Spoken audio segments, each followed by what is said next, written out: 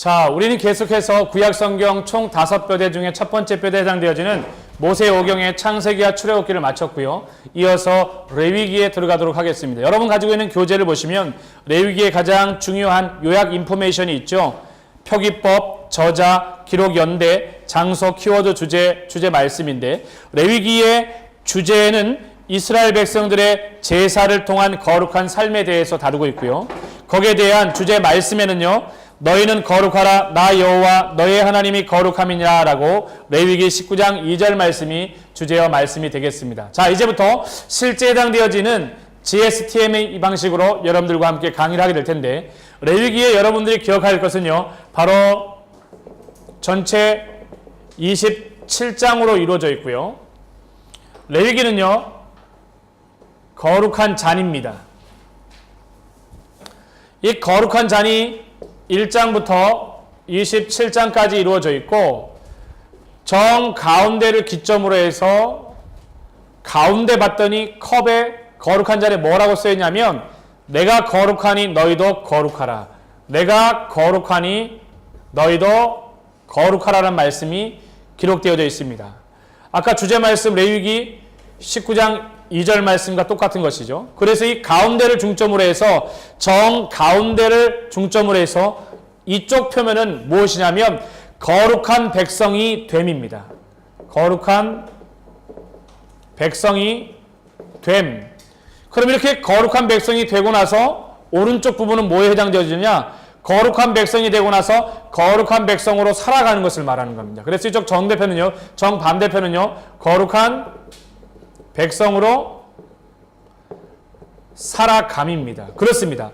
우리가 하나님의 자녀가 되어진 다음에 하나님의 자녀답게 살아가는 거죠. 이건 신약 성경에 나와 있는 로마서의 주제와도 일맥상통해요. 로마서도 보면 앞에 부분에 죄로 인해 죽을 수밖에 없는 우리가 믿음으로 말미암아 의롭게 되어지고, 그렇다면 구원받은 하나님의 자녀들이 12장에서 그러므로 너희 몸을 거룩한 산 제사로 드리라 라고 말하는 것처럼 거룩한 하나님의 백성이 되어짐과 거룩한 백성으로 살아가는 겁니다.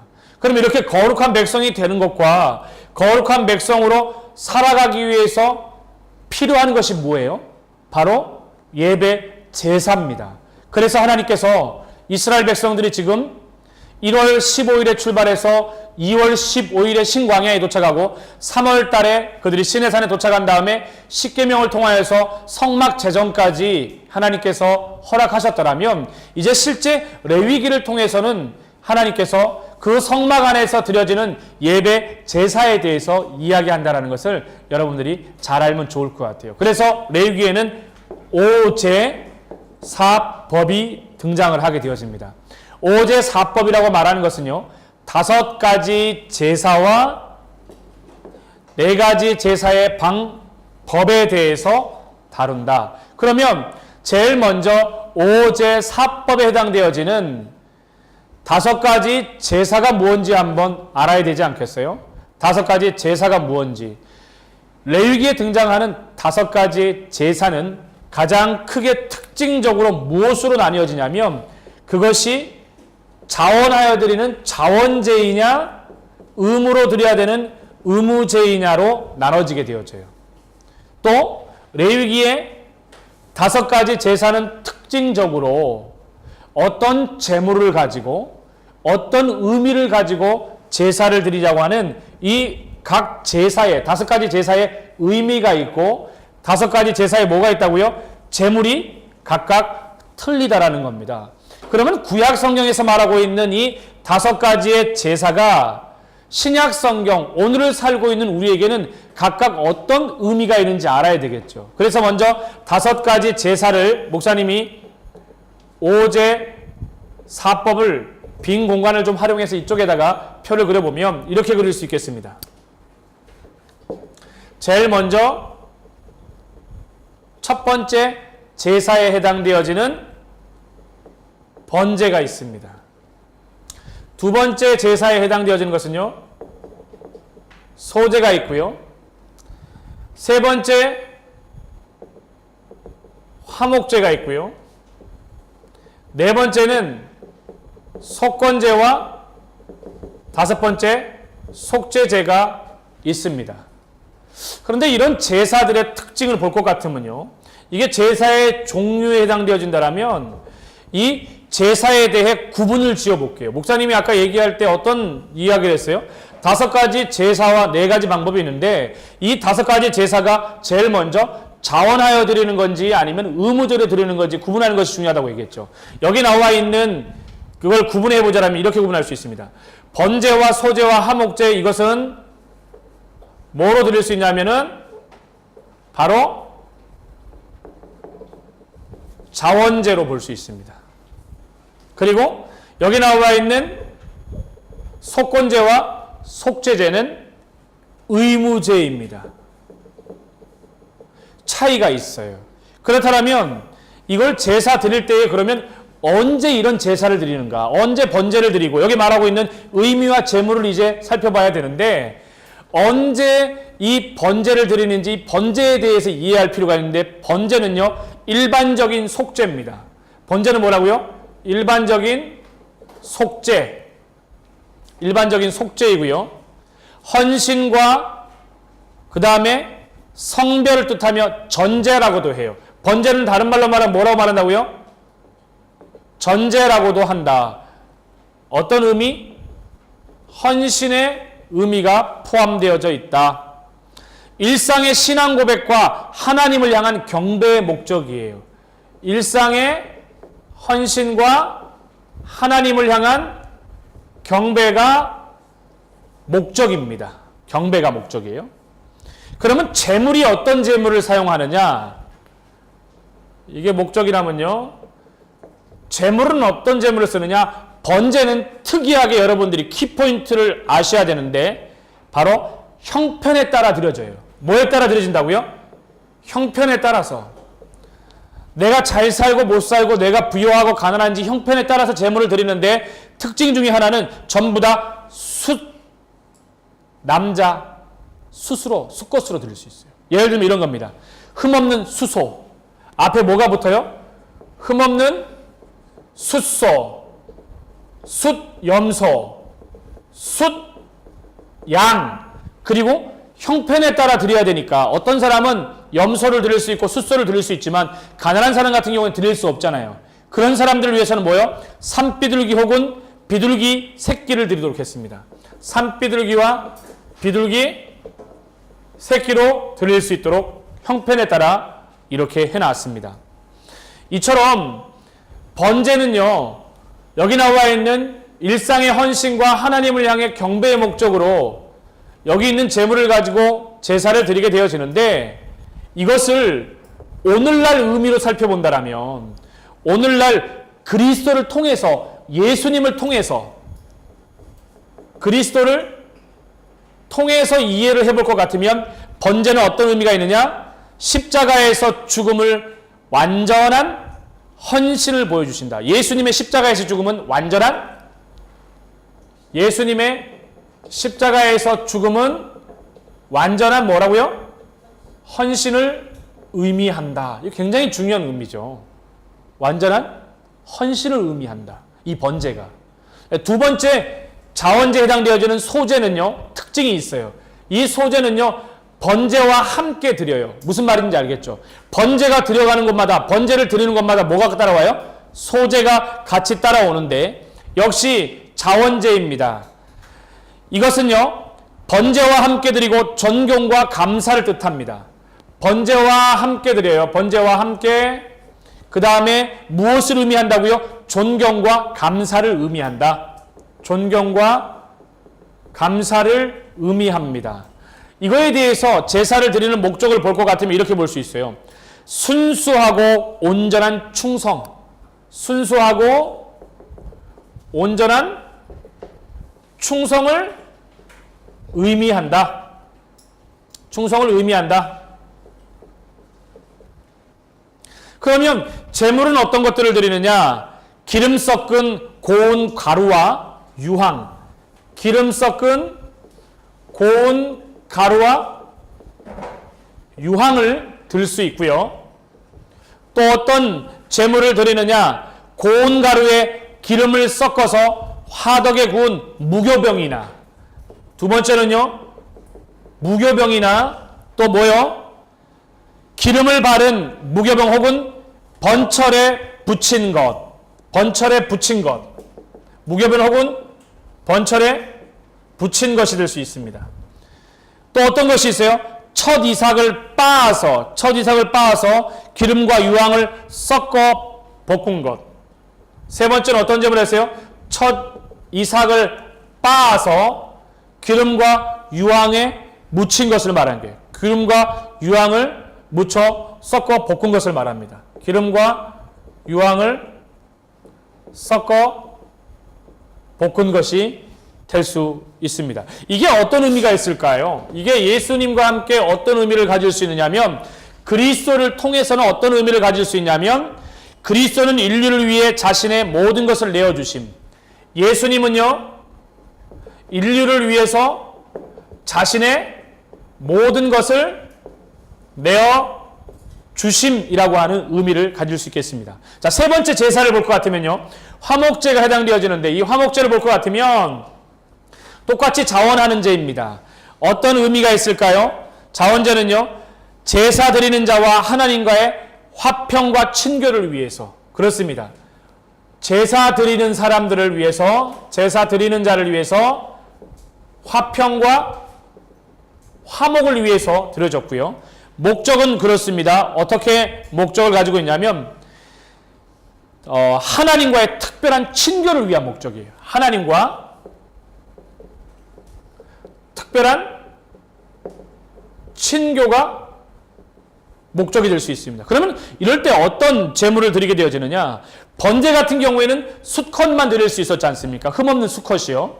그 다음에 물론 산비둘과 집비둘도 드릴 수 있지만, 여기 나와 있는 화목제 같은 경우에는 제사를 드리고 함께 교제하고 친교하는 영역이기 때문에 같이 그 음식을 나누는 겁니다. 그래서 흠없는 암소나 수소 똑같습니다. 흠없는, 여기는 수소가 아니라 암수. 그 다음에 흠없는 염소와 수소, 수염소. 그 다음에 흠없는 양과 숫양, 암수가 다 해당되는 것입니다. 그래서요, 소나 양으로 드리는 낙헌제의 경우에는요, 조금 흠이 있더라도 허용되긴 했지만, 기본적으로 하나님 앞에 올려드리는 모든 제사는 어땠어요? 흠이 없어야 됩니다. 무슨 말인지 알겠죠? 흠 없는 것으로 구별하여 하나님께 드려야만 했습니다. 이것이요, 그리스도를 통한 하나님과 인간의 회복과 교제가 가능하다. 다시 말해서 그리스도를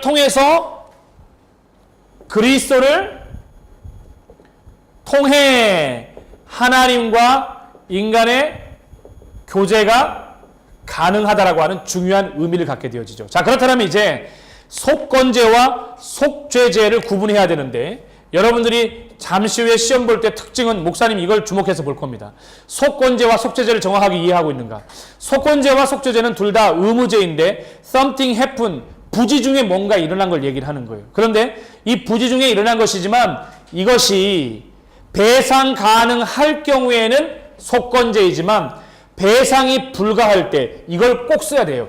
배상이 가능한 것은 속건제, 배상이 불가한 것은 속죄제로 드려진다. 다 부지 중이에요.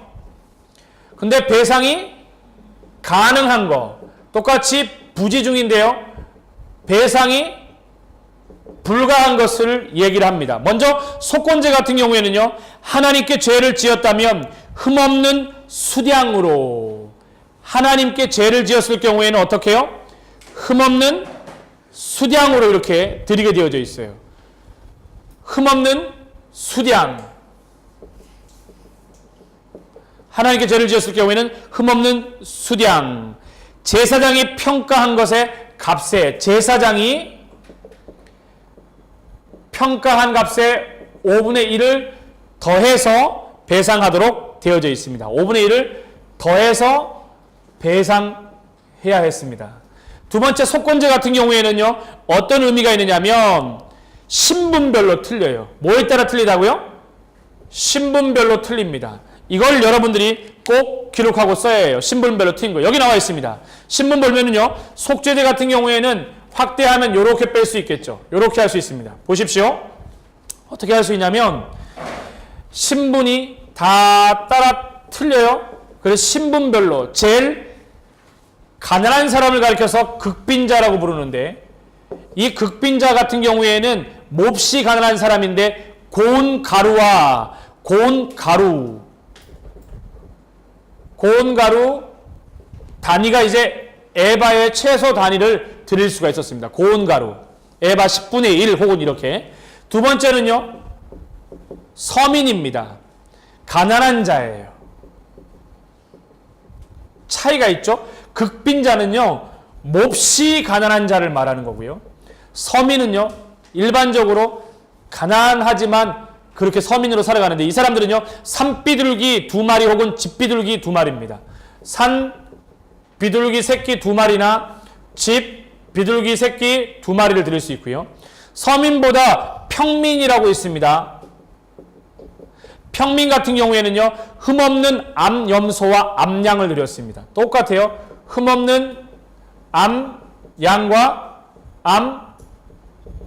암염소를 드렸고요. 평민보다 위에 있는 족장일 경우요, 지파의 족장일 경우에는요, 흠없는 숫염소를 드렸습니다. 족장의 상징처럼 보이죠? 흠없는 숫염소를 드렸고요. 족장 위에 있는 회중이 있었습니다. 회중. 대표 회중들은요, 흠없는 황소를 드렸습니다. 흠없는 황소를 드렸고요. 마지막에 제사장 같은 경우, 대제사장 같은 경우에는요, 어떻게 했습니까? 흠없는 황소를 드렸습니다. 흠없는 황소를 드렸습니다. 이와 같이 이렇게 신분별로 차이를 두고 하나님께서 구체적으로 자신의 신분에 맞게끔 그렇게 제물을 드릴 수 있도록 하나님께서 허락을 하신 겁니다. 그러면 여기 이제 목사님 볼게요. 번제, 소제, 화목제 같은 경우에는 헌신과 경배를 위해서 번제, 소제는 순수하고 온전한 충성을 위해서, 화목제는 하나님과 특별한 친구와 교제가 목적이었다면, 여기 나와 있는 속건제는 어떤 의미가 있느냐? 하나님과 이웃을 적대관계에 놓이게 한 죄에서 해결받기 위한 겁니다. 그래서 하나님과 이웃, 여기는 하나님과 이웃에 대한 적대관계 회복을 위해서 이 제사를 드렸습니다. 그렇다면 속죄제는 언제 드리느냐? 부지 중에 저지른 죄 허물을 사함받기 위해서, 허물을 사함받기 위해서 드려졌다는 것을 여러분들이 기억하면 되겠어요. 자, 그러면 연장해서 보겠습니다. 이처럼 속건제와 속죄제 같은 경우에는 의무제인데, 부지 중에 무엇이 일어났지만 배상 가능한 것과 배상 불가한 걸 특징으로 해서 속건제와 속죄제를 한다고 얘기했습니다. 그러고 나서 어떻게 얘기했죠, 목사님이요? 여기 나와 있는 것처럼 속건제 같은 경우에는 부지 중에 배상 가능하지만 하나님과 이웃의 적대관계에서 회복을 위해서, 속죄제 같은 경우에는 어떻게 해요? 똑같이 부지 중이지만 배상 불가하고, 또 하나는요, 허물의 죄를 사함받기 위해서 드렸는데, 이게 그리스도를 통하여 오늘날 어떻게 이해되어져야 되느냐? 그리스도를 통하여서 어떻게 이해되어지느냐 한번 살펴볼 것 같으면 이렇게 볼 수 있겠습니다. 자, 먼저 어떻게 이해되냐면은, 속건죄 같은 경우에는요, 그리스도의 죽음은 모든 죄로부터 회복해야 한다. 믿으십니까? 예수님의 그리스도의 죽음은 모든 죄로부터 우리를 어떻게 한다고요? 회복한다. 굉장히 중요한 의미가 있죠. 제사와 예배가요. 그 다음에 속죄제 같은 경우에는 어떤 의미가 있느냐? 그리스도의 죽음만이 하나님과 교제를 회복해야 한다. 그리스도의 죽음만이 하나님과 화목해 하고 회복해 한다라고 하는 중요한 의미가 있습니다. 이처럼 이스라엘 백성들이 출애굽하여서 시내 산 가운데서 성막 이후에 5가지 제사를 배우는 철저한 의미가 있죠. 여기 나와 있는 자원제와 의무제를 비롯해서 5가지가 드려지는 목적이 다 틀리기 때문에 그래요. 그래서 우리가 가끔 예배 드릴 때 보면 헌신 예배도 있고요, 다양한 예배가 존재하는 것을 통해서 보지만, 공통된 특징은 예배 제사는 하나님께 드려지는 것이고 흠없이 구별되어진 예배여야 된다는 것을 기억하십시오. 어떻다고요? 하나님께 예배를 하는 것과 또 뭐가 있다고요?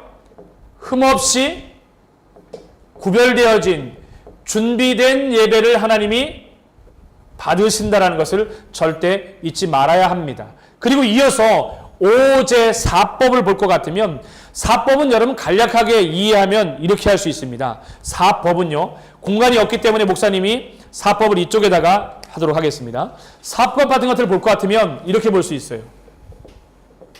총 4가지 제사의 방법이 있는데 첫째는요, 전제입니다. 두 번째는요, 화제고요.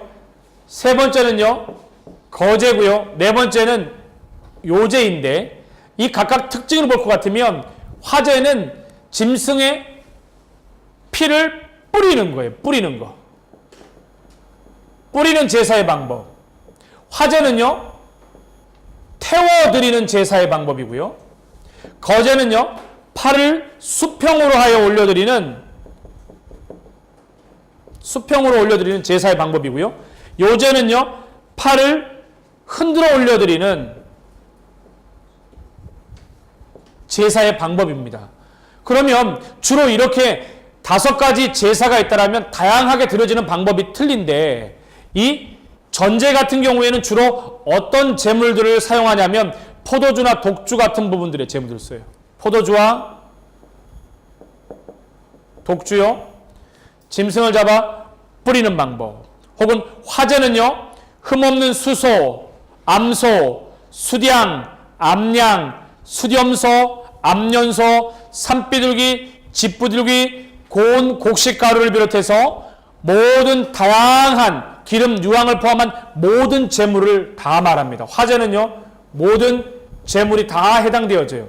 흠이 없는 암수를 비롯해서 흠이 없는 암, 수, 양, 염소 이런 걸 전부 다 포함하는 겁니다. 산, 집비둘기, 고운, 가루, 유황, 곡식까지를 다 포함하는 거예요. 자, 그렇다면 거제 같은 경우에는 어떤 제물을 사용하느냐? 처음 익은 곡식 가루, 처음 익은 곡식 가루, 그 다음에 11조와 그리고 포도주, 기름 등을 사용합니다. 포도주, 기름 등을 사용하게 되어지고요. 요제 같은 경우에는요, 팔을 좌우로 흔들어 올려드리는 제사인데 바로 화목제물의 가슴, 화목제물을 술 수 있는 거 위에서 목사님이 뭐라고 얘기했죠?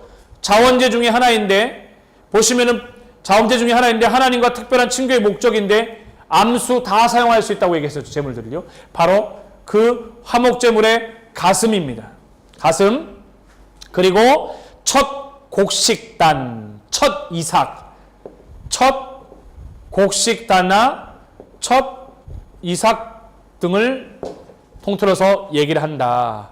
그래서 관련 제사를 보면 전제를 통해서 드릴 수 있는 제사가 뭐냐면 번제, 소제, 화목제입니다. 번제, 소제, 화목제가 번제로 드릴 수 있고요. 그 다음에 화제, 불태워 드리는 제사는요, 번제, 소제, 화목제, 속건제, 속제제 전부 다를 말이에요. 번제, 소제, 화목제, 속건제랑 속죄제 총 5가지 모든 제사가 번제, 불태워 드리는 제사로 드릴 수 있고요. 화제로 드릴 수 있고요. 불태워 드리는 화제로 드릴 수 있습니다. 그 다음에 거제가 나오게 되어지는데 이 거제는요, 화목제와 땅의 첫 소산물 11조 전리품을 드릴 때 팔을 수평으로 해서 올려드린다는 것을 잊지 마시고요. 그 다음에 요제 같은 경우에는요, 화목제, 속건제, 화목제와 속건제, 팔을 좌우로 흔들어 올려드립니다. 더 참고로 보자라면 바로 땅에 처음 익은 곡식을 바칠 때, 이와 같이 이어집니다. 오제 사법을 여러분들이 분명히 기억해야 돼요. 이 오제와 사법은 같이 따라오게 되어져 있습니다. 이 5제와 4법을 통해서 우리는 거룩한 백성이 되어지기도 하고 거룩한 백성으로 살아가는 은혜를 누릴 수 있다는 것을 여러분들이 꼭 기억을 했으면 좋겠어요. 이와 같이 레위기에 나와 있는 아이콘 그래픽을 통해서 거룩한 잔에 대한 그래픽을 통해서 여러분들과 함께 이 부분을 같이 이야기를 나누었는데 이제 좀 더 구체적으로 볼 것 같으면 GS 스토리, 여러분이 가지고 있는 교재를 보시면 이렇게 나와 있습니다. 교재를 보시면 레위기는 하나님의 거룩한 백성으로 어떻게 하나님께 나아가는지를 가르쳐준다. 레위기는 제사장에게 해당하는 것들이라고 하는 뜻의 헬라어 레비티콘이라서 나왔고요. 라틴어로 번역되어져 있는 불가타 성서의 제목인 레비티쿠스에서 유래했습니다. 레위기는 스토리로 보자면 시내산 호렙산에 도착한 이스라엘 백성들이 거룩한 제사장 나라이며 동시에 거룩한 민족으로 세워져 가는 과정을 5가지 제사와 4가지 제사의 종류의 방법을 통해서 구체적으로 이야기를 했다라는 것을 기억하시고요. 그래서 그래픽과 스토리를 여러분들께 이야기했습니다. 그러면 이제 이어가서 타임라인을 볼 것 같으면 타임라인은 굉장히 심플하면서 쉽게 이해할 수 있죠. 자, 지금 이스라엘 백성들이 아까 목사님이 얘기할 때 출애굽이 몇 년이었습니까? 한번 불러보세요. 1446년이 출애굽이었죠. 이게 출애굽이었습니다. 그 중에 출애굽에서 1월 며칠이요? 1월 15일 날 출발을 해서 2월 15일 날 어디에? 신광야에 그들이 도착을 했고요. 그 다음에 3월에 그들이 어디에 도착을 했어요? 시내산에 도착을 했습니다. 이 시내산에 도착을 했어요. 시내산에 도착해서 이들은 지금 이 시내산에 머물러 있는 겁니다.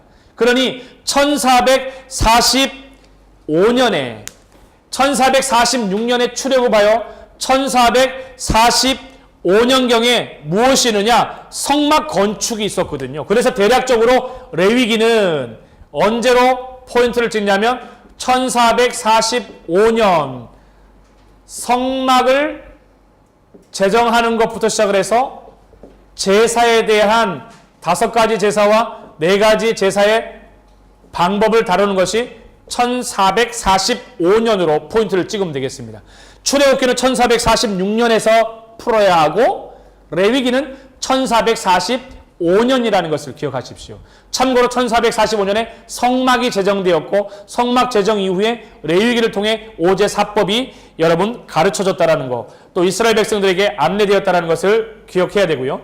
이처럼 GST 타임라인 했다라면 M 매핑을 볼 것 같으면 매핑은 이렇게 볼 수 있습니다. 자, 여기 보겠습니다.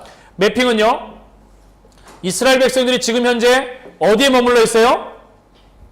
시내산에 머물러 있죠. 출애굽하여서 라수게비 홍수마엘 신느시에서 라암새부터 시작해서 시내산에 도착해 있는데 출애굽기 20장부터 실제 이스라엘 백성들이 19장에 도착을 했지만 12장에 출발해서 19장에 도착했지만 20장부터 출애굽기가 끝나는 출애굽기 40장까지, 그 다음에 레위기 전체 27장까지 어디에 머물러 있다? 시내산에 머물러 있기 때문에 레위기는 시내산을 여러분들이 표시하면 되겠고요. 그 다음에 이 타임라인과 매핑을 이어서 여러분들이 이해해야 될 것이 뭐가 있느냐? 바로 레위기의 분해 분석이죠.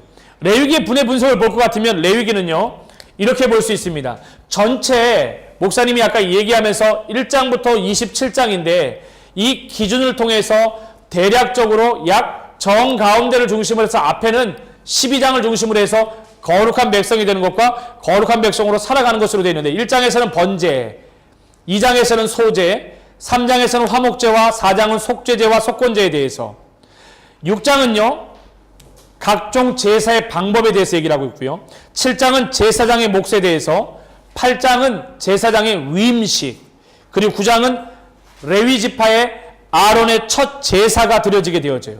첫 공식적인 예배가 드려지는 거야. 그러니까 얼마나 참 의미가 있겠어요. 그 다음에 나답과 아비후의 범죄와 여호와의 불에 대해서 11장, 12장, 13장, 14장은 11장의 음식 정결, 12장의 산후 결례와 13장은 문둥병 진단과 규례에 대해서, 그리고 14장은 문둥병 정결 의식에 대해서, 15장에서는 유출병, 16장은 대속죄일에 대해, 17장은 피를 먹지 말라, 18장은 성윤리에 대해서, 19장은 너희는 거룩하라는 것에 대해서 나오고요.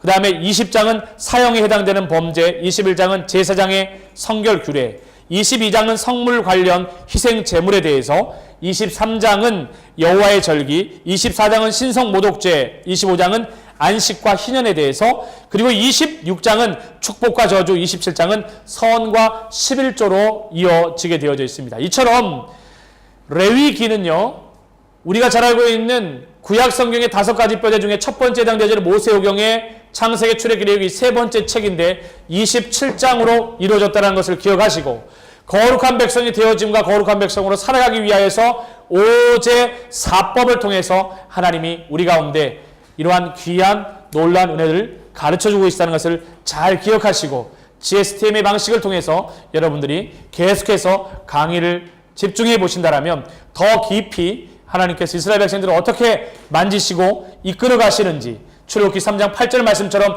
내려와서 건져내어 인도하여 이르게 하시는 그 방법을 구체적으로 이해하게 될 것입니다. 자, 지금까지 레위기였습니다. 수고하셨습니다.